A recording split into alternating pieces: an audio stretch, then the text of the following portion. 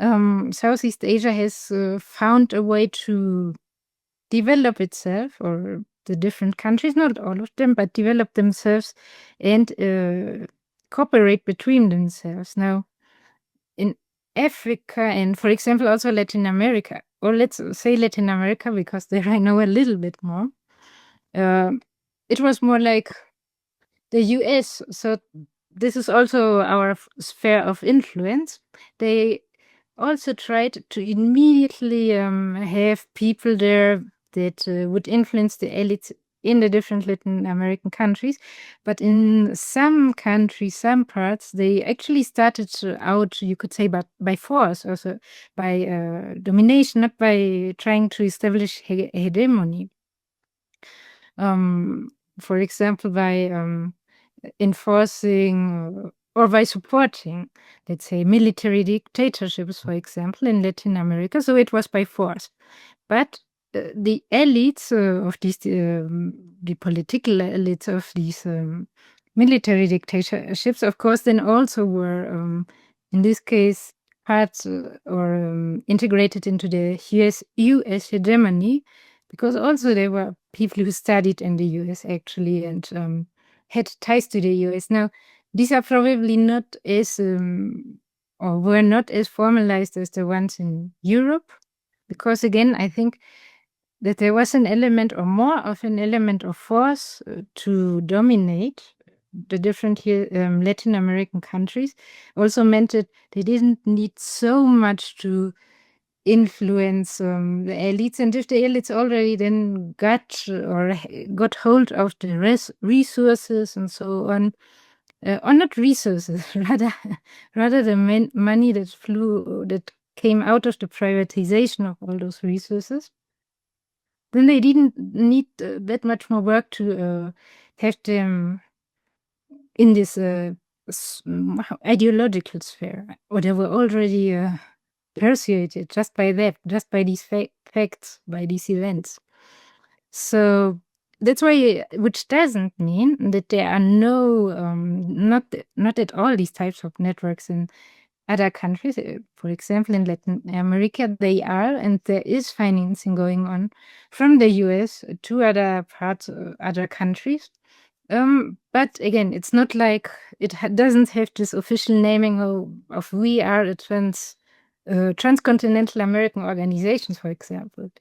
There, it's more like, okay, it's the USAID or the NED, and they fund different organizations in the different countries of Latin America.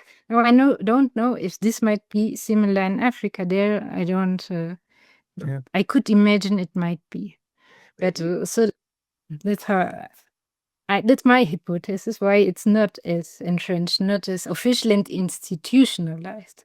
Yeah, but it's a nice hypothesis, because I think you could clearly show how in Latin America the United States was much more involved in direct regime changes. I mean, we know all of that, Chile, Allende, and others, and Brazil too, and so on, and Central America as well, right? We know the Contras affair, and that is more of a traditional great power, hard power, military and intelligence approach of domination.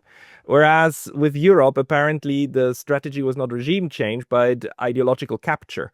And that ideological capture, when it works, you don't need to go to regime change. You don't need to resort to more, right? This is kind of a best case scenario. And in the other spheres, you already have domination through military and intelligence connections. So this would make sense in terms of, the different strategies and the different policy tools available in order to exert dominance. So the Europeans, in a sense, are dominated and neo-colonized in their cognition. And therefore, as you point out in your article, how do we explain that the Germans just ignore Nord Stream and then even are willing to promise 5% and, stuff that clearly, utterly will hurt them? But it's within it's within the interest and the epistemic community of the groups that champion these approaches. So it's not at all irrational for the individual. It's just not in the traditional sense of national interest, of how we would define the interest for the great majority of the people, right? Exactly. I would also add that that another thing that one might consider with these elite networks is that they do have their bases in certain nation states, but they are also these elites, these people often are transnational, which means they often live and travel between different places. And I would say this also and they have also different histories. I think all of this influences in a way their allegiance to, for example, U.S. aims rather than those of their fellow citizens. And what I also found very, very interesting, and which is very essential, I would say, to see in the current moment, for example, for Europe, is that it's almost like the US elites are trying to create two narratives for the different European factions, or the two different European factions they have identified that are currently more or less popular in Europe right now. And then they speak different parts of these US elites then speak to these two different groups and tell them a narrative that ultimately goes to the same aim or goal, which is a rearmament, remilitarization of Europe. So there's one which you would call the liberal ideology, elite point of view. They say, okay, the problem is the liberal world order is crumbling. There are so many anti-liberal forces right now. On the one hand, Trump. On the one hand, Putin. This means you have to rearm. You have to remilitarize. And that's what they tell Europeans or European elites.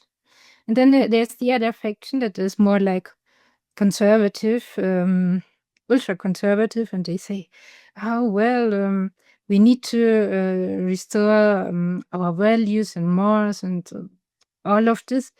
And one of these things you need to do then is to remilitarize, rearm, and be ready for any threat and show strength in all of that, which is more like the Trump narrative. So that's one thing I have noticed recently. So there are also, even though they all converge, you could say, to the same policy goals, there are still kind of different ideologies behind each of these and within all of these elites. They cater to the different factions. I mean, in one of the popular expressions, in order to talk about in our part of the internet, to talk about the U.S. system, is the Uni Party, right? Okay, you have a two-party system. You have two ideologies that say that they're different from each other, but they both basically point toward the same policy goals. Therefore, whichever you choose, you will get the same kind of outcome, and the outcome is a militaristic one. It's an interventionist one. It's one that dominates abroad, right? Just through two different narratives, and in a sense, the U.S.